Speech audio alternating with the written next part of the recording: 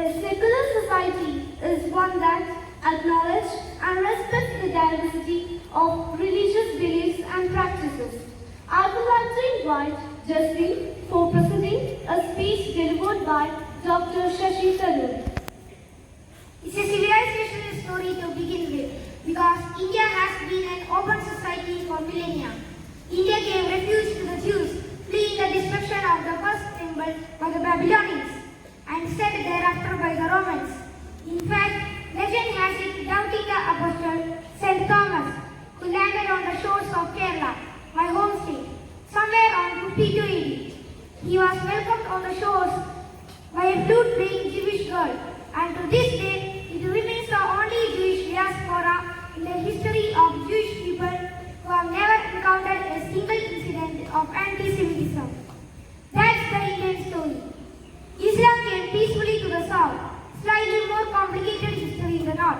But all of these religions have found a place and a welcome home in India.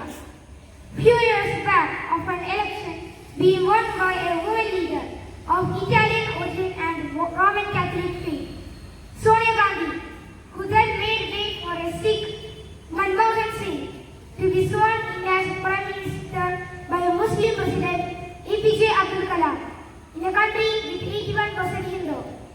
That's India. Thank you. Yes, secularism of our constitution is indeed a blessing, as people can express their opinions freely and can openly practice the religion of their choice or not to practice any at all. In India, the government is not connected to any religion legally or formally. All religions are treated equally under the eyes of the law. As we all know, the government has declared most religious festivals as public holidays so that people can celebrate them in their homes.